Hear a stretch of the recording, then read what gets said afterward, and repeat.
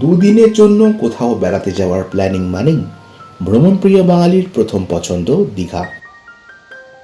ট্রেনে করে সকাল সকাল পৌঁছে সমুদ্র স্নান সেরে দুপুরে জমিয়ে খাওয়া দাওয়া, এরপর বিকেলে অমরাবতী পার্কে প্যাডেল বোট আর রোপওয়ে চড়ে সন্ধেবেলা ঢেউসাগর পার্কে জমিয়ে আড্ডা, সাথে বিচের ধারে মাছ ভাজা। সব মিলিয়ে কম খরচে বেড়ানোর জন্য আদর্শ জায়গা। বাঙালির সেকেন্ড হোম দীঘা আমাদের আজকের গন্তব্য।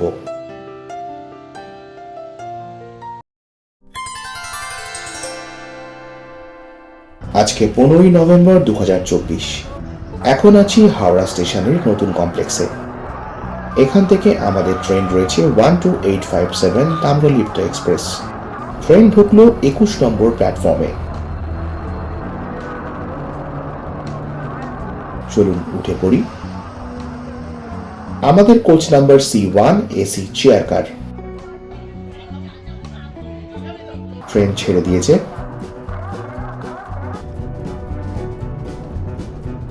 তাম্রলিপ্ত এক্সপ্রেস প্রতিদিন সকাল 6:45 হাওড়া থেকে ছেড়ে দীঘা পৌঁছয় সকাল 10:15।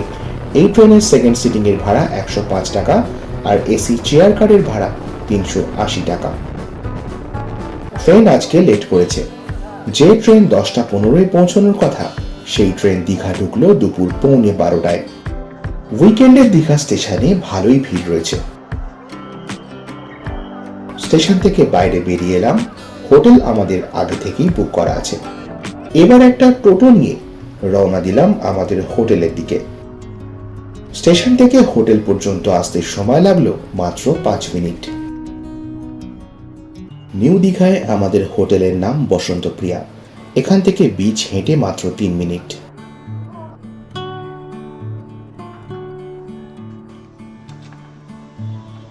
এই আমাদের রুম।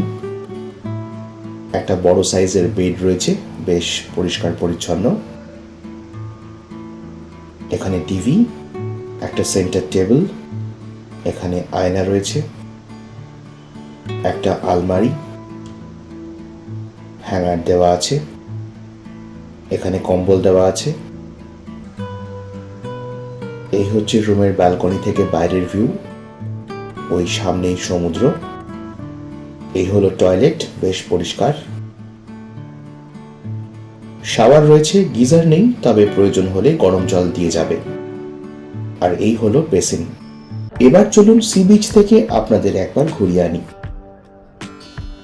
আজকে দীঘার ওয়েদার মোটামুটি ঠিকঠাক, খুব একটা গরম নেই। এখানে তো সিজন বলে কিছু হয় না, সারা বছর পর্যটকদের এরকমই ভিড় থাকে। সেই ছবি আপনারা দেখতে পাচ্ছেন।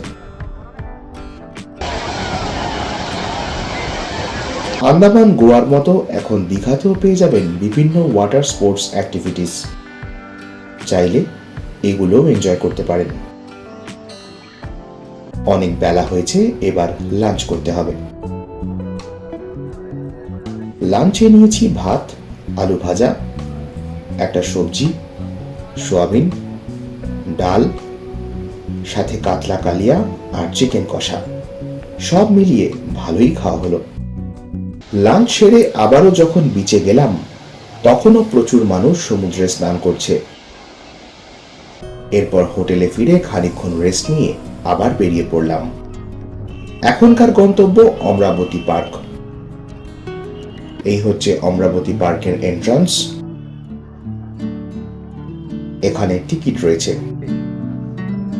প্রবেশ করলাম পার্কের ভেতরে।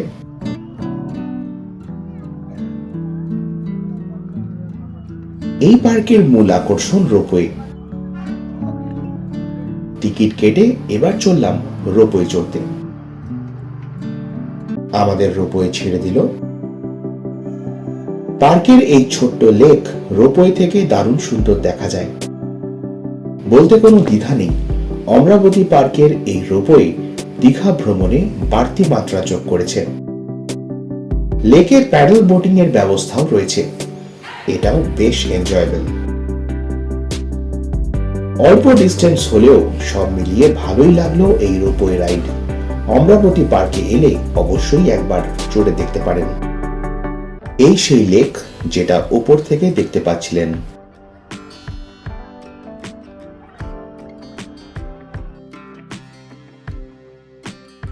ঘুরতে ঘুরতে এবার চলে এলাম লেকের সেই জায়গায় যেখান থেকে প্যাডেল বোটিং হয়। এখান থেকে বোট নিয়ে আপনি ভেসে বেড়াতে পারবেন লেকের জলে। বোটিং এর খরচ আপনাদের সুবিধার জন্য দিয়ে দিলাম। অমরাবতী পার্ক ঘুরে দেখে সেদিন যখন আমরা ঢেউসাগর পার্কের মেন এন্ট্রান্সে এসে পৌঁছই তখন টিপ টিপ করে বৃষ্টি পড়ছে। ঢেউসাগর পার্কে ঢোকার জন্য এরকম টয় ট্রেন পেয়ে যাবেন। পার্কের এন্ট্রি ফি সাথে ট্রেনের টিকিট নিয়ে খরচ পড়ে জন প্রতি মাত্র 30 টাকা। মিনিট দুয়েকের মধ্যেই ঢুকে গেলাম পার্কের ভেতরে। ট্রেন এই পর্যন্তই আসবে। ঢেউসাগর পার্ক তৈরি করা হয়েছে সি বিচের ঠিক পাশেই। পার্কের ঠিক ডান দিকেই সমুদ্র। দীঘার মতো জায়গায় এইরকম ভাবনা নিঃসন্দেহে প্রশংসার দাবি রাখে। এখান থেকে দীঘার সমুদ্র এক কথায় অনবদ্য। অন্যান্য জায়গার মতো এখানেও পাবেন আই লাভ ঢেউসাগরের সাইনেজ। পরিবার পরিজন বা বন্ধু বান্ধবের সঙ্গে জমিয়ে আড্ডা দেওয়ার জন্য এর থেকে ভালো জায়গা দীঘাতে আর আপনি পাবেন না।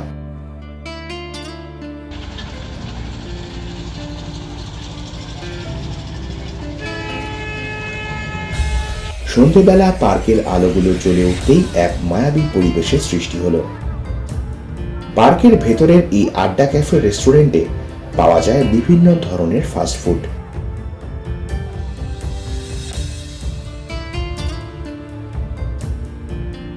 অর্ডার দিয়েছিলাম চিকেন পকোড়া সাথে ফিশ ফ্রাই। খাবারের স্বাদ বেশ ভালোই ছিল। দীঘা বেড়াতে এলে এই ঢেউসাগর পার্ক ঘুরে দেখার জন্য একটা সন্ধে অবশ্যই রাখুন। দায়িত্ব নিয়ে বলতে পারি একটুও হতাশ হবেন না। বিকেল গড়িয়ে সন্ধ্যা হতেই জেগে ওঠে দীঘার বিচ মার্কেট। এখান থেকে সেরে ফেলুন কেনাকাটা। বিভিন্ন ধরনের ব্যাগ, মাদুর সহ ঘর সাজানোর অনেক জিনিস এখানে বিক্রি হয়। এসবের পাশাপাশি রয়েছে বেশ কিছু মাছ ভাজা স্টল। 50 টাকা প্লেট, এটা 30 টাকা পিস গলদা। কোনটা বলুন? চিতল মাছ আছে 120 টাকা পিস আছে, ওখানে 80 টাকা পিস আছে। মোটামুটি প্রায় সব ধরনের সামুদ্রিক মাছই এখানে পেয়ে যাবেন। সন্ধ্যেবেলা আবারও একবার বিচে এলাম।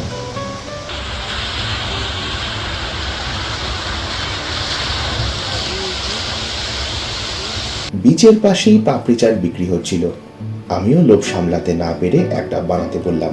ভালোই বানিয়েছিল। সেদিন বেশ অনেক রাত পর্যন্ত এইভাবেই বিচ মার্কেটে ঘোরাঘুরি করে আর ফুড স্টলগুলো থেকে বিভিন্ন খাবার ট্রাই করে আমরা ফিরে আসি হোটেলে।